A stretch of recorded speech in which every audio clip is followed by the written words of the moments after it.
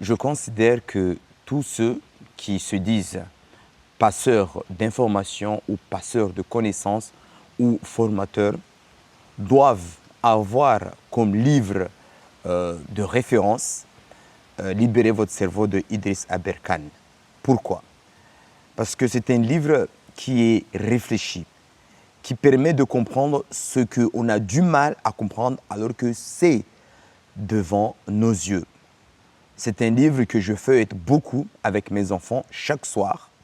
On en parle et je ne vous mens pas, on ne voit pas le temps passer. Aujourd'hui, je vais vous lire un extrait, Effort vs souffrance, que lui arrive à l'expliquer très bien. Ce sont des choses qu'on subit, qu'on comprend, mais qu'on n'arrive pas à diagnostiquer, à changer, parce qu'on n'a pas le temps de réfléchir posé. On réfléchit juste par rapport à un timing. Et ça, c'est un problème dans notre épanouissement familial, personnel ou professionnel. Effort vs souffrance. Il ne faut donc pas cependant confondre souffrance et effort. En toute franchise, avant que je dise cela, je disais que c'était la même chose. Qu'il fallait souffrir pour que je puisse être excellent. Or que non. Dans un jeu, dans une compétition, les efforts fournis sont très élevés. Mais ils ont une signification, une motivation puissante. Et je rappelle juste, concernant les jeux vidéo, moi j'en fais beaucoup avec les jeunes que j'accompagne. Les anciens, ceux qui ne réfléchissent pas, vont penser qu'on s'amuse, qu'on est là pour passer le temps, pour kiffer. Non. Si vous les voyez en transe, la transe, ce n'est pas le truc du Djima, non, non. Vraiment en transe de concentration pour pouvoir gagner, dépasser l'autre, c'est ça ce qu'on appelle l'intelligence. C'est ça ce qu'on appelle motivation. C'est ça ce qu'on appelle les efforts, mais pas la souffrance. Et eux, ils ne les voient même pas qu'ils se concentrent autant plus que jamais pour pouvoir finir champion. C'est pour ça que nous, on fait les jeux vidéo. C'est pour ça qu'on joue notamment à Smash Bros. Parce que c'est un jeu où le créateur a su mettre en place ce que, selon moi, tout éducateur rêve d'avoir. C'est-à-dire faire penser à l'enfant que oui, tu peux y arriver. Oui, tu es fort. Oui, tu peux le battre. Et ça, il l'a mis en place. Et le schéma, il est tout simple. C'est qu'il faut toujours commencer par des choses faciles, accessibles. Il ne faut pas commencer directement par l'humilier, le discréditer, se moquer de lui. Non, il faut lui dire tu es intelligent. Et plus le jeu va avancer, plus la difficulté va commencer. Et lui-même, il ne va même pas se rendre compte que c'est difficile. Tellement son cerveau a déjà compris que ça fait partie du jeu. L'effort délibéré, on l'a vu, est la base de l'excellence. Un enfant qui va jouer aux jeux vidéo, c'est une base d'excellence. Moi, je le vois au niveau de mon petit Roberto, lui, il adore ça. Et ça ne veut pas dire qu'il est zinzin, ça veut dire qu'il est guédé, qu'il est gao, non. Ça veut dire que lui, il arrive à se capter, à se dynamiser, à rester pendant un certain nombre d'heures devant un écran, tester, modifier des choses. Ça veut dire qu'il crée des schémas au niveau de sa tête. C'est pour ça, vous le savez autant plus que moi, que les gens, les meilleurs gamers de vos souvenirs, pas les abrutis qui sont perdus dans l'alcool et la drogue, mais les autres, ils sont dans un statut de cadre parce qu'ils ont des schémas de fer très spéciaux. Et pour le produire dans la plus grande quantité possible, il faut de l'amour. L'amour, c'est quoi? C'est aimer un jeu. Les enfants vont vous dire que j'aime ce jeu. Et quand un enfant dit j'aime ce cours, j'aime ce prof, j'aime l'histoire, j'aime les mathématiques, j'aime ça, j'aime ça, j'aime ça, là, il a gagné. Là, vous avez gagné. Mais le fait qu'il aille à l'école parce qu'il n'aime pas, là, c'est mort. Ou parce qu'il veut avoir de l'argent, là, c'est mort. Ou vous allez au travail parce que vous avez besoin d'argent, là, c'est mort. Tout ça, ça compte pour l'épanouissement personnel. La matrice Love Can Do nous permet de distinguer 4 grands types d'acteurs parmi les gens de métier. Love Can Do, amour peut aimer. En gros, si vous voulez voir comme ça, quoi. Celui qui fait son métier parce qu'il aime, parce qu'il sait le faire, est un acteur au-dessus de la mêlée. Son excellence est sans égale dans ce métier. Aujourd'hui, c'est le cas, excusez-moi, je vais lui dire. Bon, on lit le texte d'Apple, de Tesla et d'Hermès. De toute façon, il va l'expliquer après. Mais franchement, celui qui s'épanouit dans son métier. Moi, j'en ai vu, on en connaît tous. Ces gens-là sont comme des fous, ils ne voient pas le temps passer. Ils commencent une tâche, ils finissent sur d'autres, plein. Tout s'enchaîne. Contrairement à ceux qui vont au boulot, la boule dans le ventre, déprimant, qui vont là-bas parler foot, parler des conneries. Et ça n'avance pas, que ce soit pour leur vie personnelle, que ce soit pour leur vie professionnelle. Et moi, là où ça me gêne beaucoup, ce sont ceux qui pensent qu'on doit les considérer. Non, la personne s'est juste trompée. Au contraire, il faut l'orienter. Il ne faut pas, faut pas asseoir sa connerie en lui disant « oui, tu peux, un jour tu arriveras ». Non, il faut de la passion, il faut de l'amour pour arriver à faire de grandes choses. Le suiveur a le même savoir que l'acteur, au-dessus de la mêlée. En gros, il y a quelqu'un, par exemple, ici on a Apple, ici on a Android, si vous voulez faire simple. Ils ne travaillent pas par passion. En gros, ils ne travaillent pas parce qu'ils ont développé une idée. Comme le gars que personne n'aime aujourd'hui, je ne dirais pas, que personne ne croyait à son époque qu'on pouvait rouler avec une voiture électrique avec 700 km d'autonomie. On n'y croyait pas.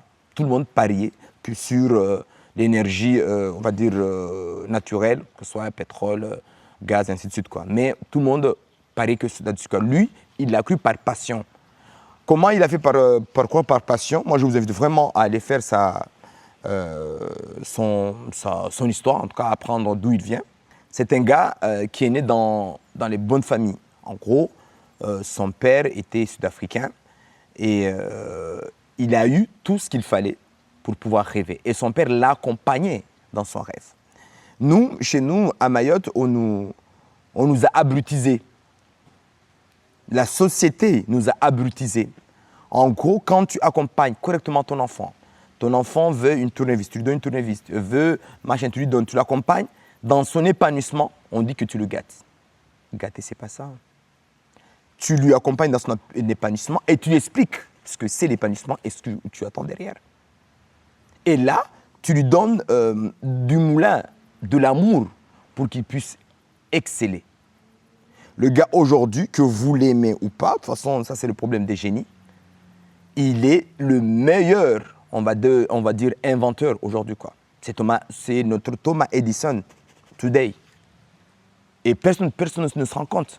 Qui se disait qu'une époque, tu peux te mettre quelque part là, ici, en payant 70 € par mois, et tu as Internet, là où je suis, avec une batterie externe. Qui peut parier ça? Vous faites 70 €, vous le divisez par le nombre de jours, et vous aurez combien ça vous coûte par jour. Et derrière, si tu ne payes pas, il n'y a pas une société qui va venir derrière te dire ah bah, majoration, tu as payé ta facture en retard, machin, on va te relancer. Non, tu n'as pas payé, tu n'as pas le service. Tu as acheté ton matériel, il t'appartient. Et c'est ça que le gars, il a mis en place, que tout le monde, ou beaucoup n'ont pas osé mettre en place, or que c'était possible. Donc oui, il faut nourrir son enfant en l'accompagnant pour que cet amour de passion électronique de vouloir le monde puisse l'avoir.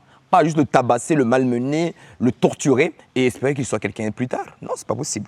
Il y a les suiveurs qui suivaient les leaders, mais pas parce qu'ils étaient passionnés, parce qu'il y avait le marché. Le marché, c'est quoi? Il y avait de l'argent à se faire, tout simplement. Les biens et services qu'ils délivrent le montrent. Donc, regardez Android. Et là, c'est pas pour faire de la publicité, tout ça, parce que les gens, ils sont tellement malades qu'on ne peut pas les soigner. Oui, il y a des gens, ils achètent des iPhones pour paraître riches. Ça, c'est vrai. Mais oui, il y a des gens qui achètent des iPhones pour travailler et ils sont hyper efficaces. Ce n'est pas tout le monde, c'est vrai, mais on peut travailler sur un iPhone. On a Calendar, on a Rappel, on a le truc, la dictaphone, on a les notes, on a une là que je vais vous mettre en capture là, qui s'appelle Freeform. Ça, franchement, c'est un outil de malade où je pose mes idées et ça découle comme de l'eau. Parce que je n'ai pas envie de me vanter, parce qu'il y a des thématiques qui me passionnent et dedans, les idées viennent. Le seul truc qui me limite, c'est quoi? Le temps. C'est tout simplement ça. Le temps, mais pas les idées. Il n'est généralement pas l'usage de ses propres produits. En gros, ça c'est ouf ça. En gros, le gars il dit que généralement, c'est pas tout le monde, que les gars qui font Windows, qui font Android ou qui font les téléphones Samsung, les grands, les puissants là, ils n'utilisent pas Samsung. C'est ça qui est terrible. Ils ne l'utilisent pas. Ils utilisent Apple. Leurs serveurs, c'est des gros tours, on dit plus tours aujourd'hui, mais bien compris, les anciens, c'est des gros ordinateurs de serveurs Apple. Aujourd'hui, cette semaine, il y avait une formation, c'était cher, je n'ai pas pu y participer. En gros, on invitait les gens à créer un IA local chez eux. Comment? En ayant en leur possession ce qu'on appelle un MacBook Air, voilà, les derniers récents, M4. Voilà. Et en gros, c'est une petite tour. Non, c'est pas un MacBook, un Mac Mini. Mac Mini, plutôt, excusez-moi. C'était un Mac Mini qu'on devait configurer pour avoir l'IA chez nous, localement. Et l'objectif, c'était d'apprendre aux enfants à l'utiliser et à faire l'école à la maison. Ça ne veut pas dire que de ne remplacer l'école, ça veut dire de compléter ce que l'école ne pourrait pas, en fonction du temps ou par rapport à son organisation, en termes de connaissances à vos enfants. Et moi, ça m'a tellement intéressé. Et quand j'ai vu le prix, je suis parti. Et le prix, en toute franchise, c'est cher, parce qu'il faut bien relativiser. C'est pas bien cher, c'est parce que, pour moi, 227 €, c'est cher parce que j'ai pas de vision.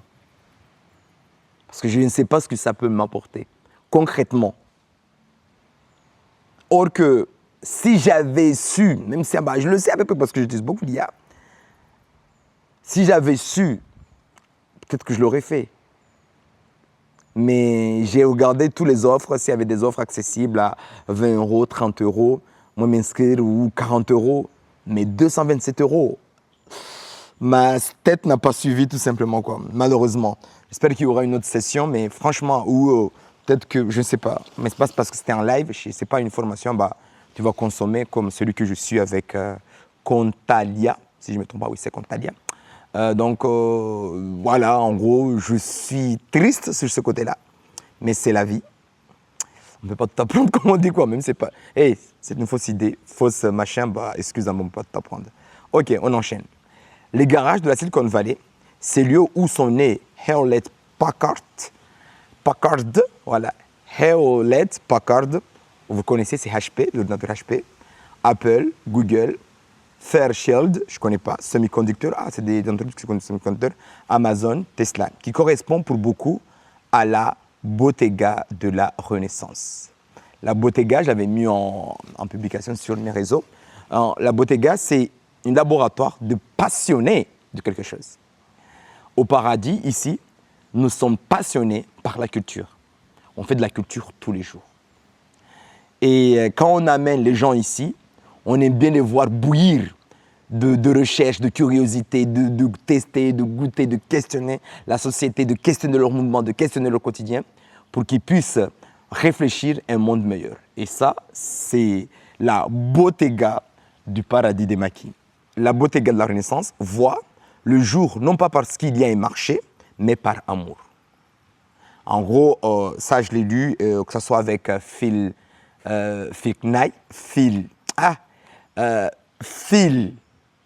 on dit comme ça, le créateur de Nike. Attends, on va voir. Il s'appelle quoi? En fait, j'ai du mal avec son nom. À chaque fois, ça me bug, ça me met dans tous mes états, quoi. Il s'appelle Phil. Ça me saoule, à chaque fois, je dois vérifier son nom, quoi. Voilà, il est là. Phil Knight. Voilà, il s'appelle Phil Knight. Et en fait, j'arrive pas à me dire qu'il s'appelle Knight. Parce que Knight, ça ressemble à Nike. Et que ce soit Phil Knight ou Steve Jobs, lorsque ils allaient créer leur entreprise, c'était pas pour avoir de l'argent. C'est ça qui est terrible. C'était juste parce qu'ils étaient convaincus qu'ils allaient apporter quelque chose et qu'ils aimaient ça.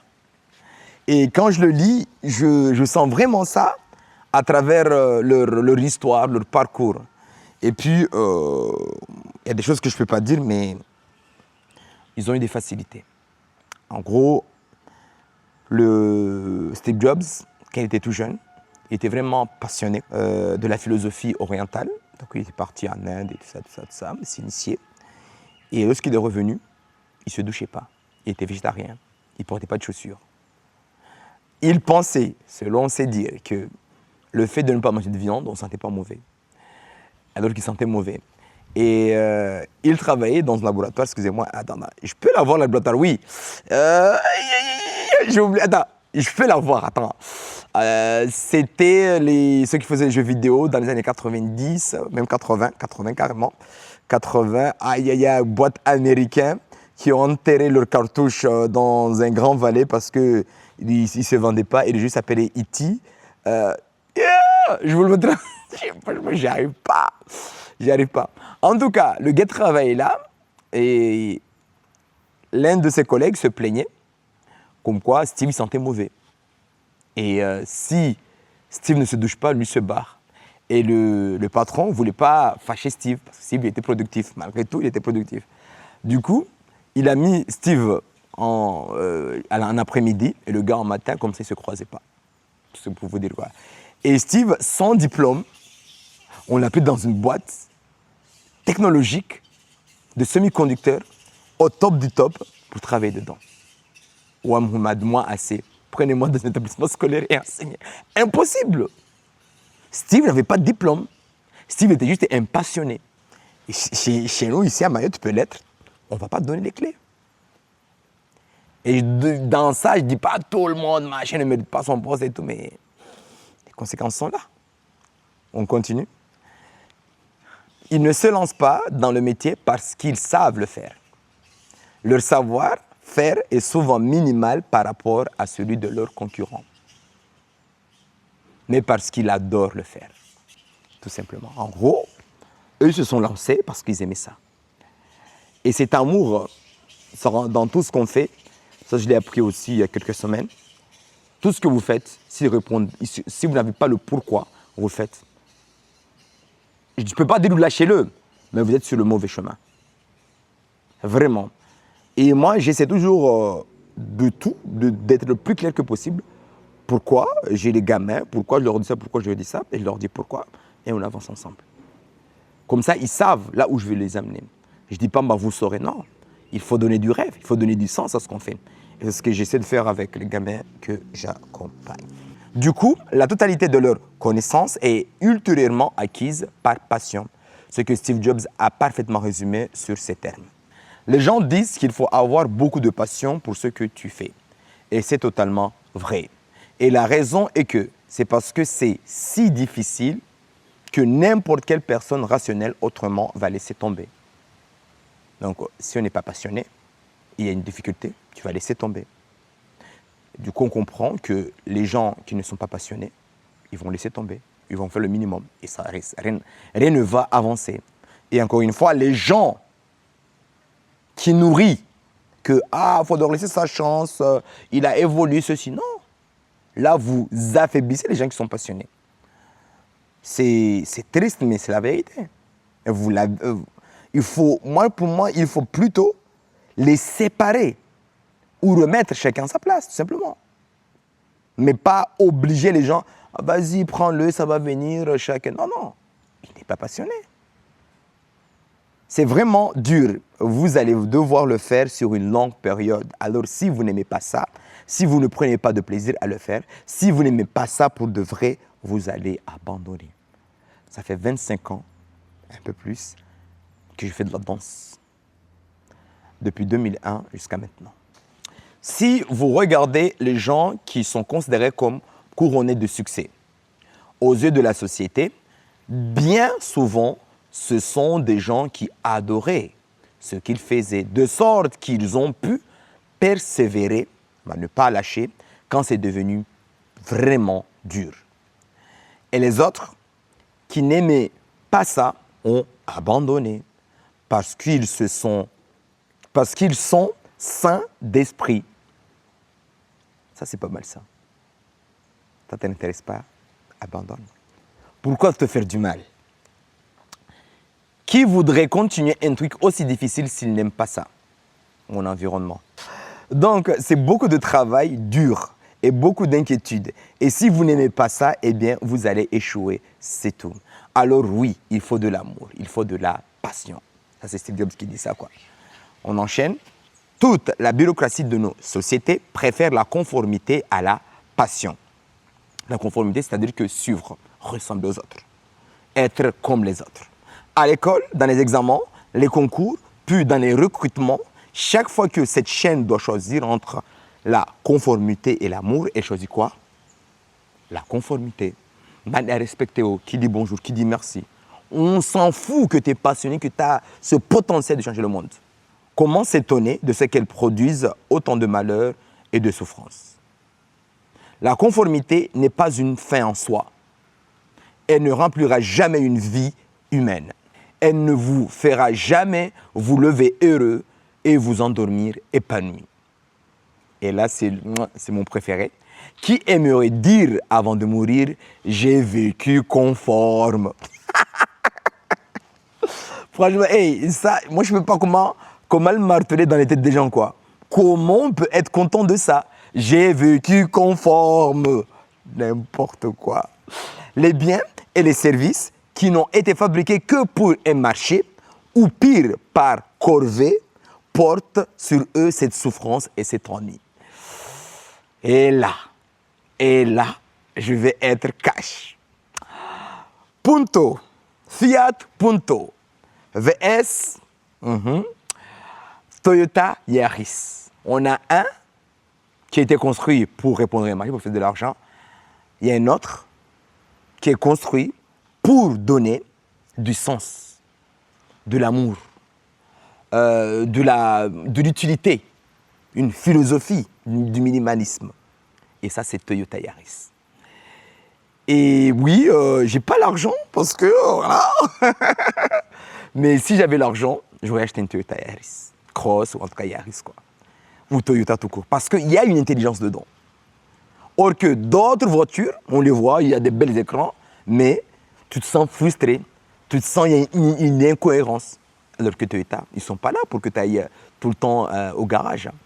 Ils sont là pour que tu embrasses leur philosophie ou que tu acceptes que les Japonais puissent pêcher des dauphins, des baleines plutôt, sans dire que c'est le mal, quoi.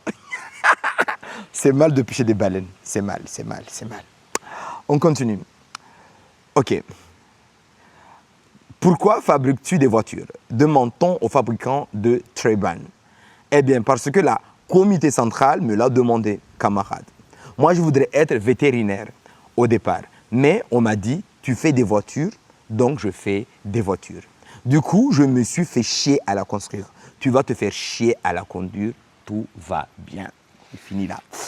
Et là, c'est compliqué, quoi.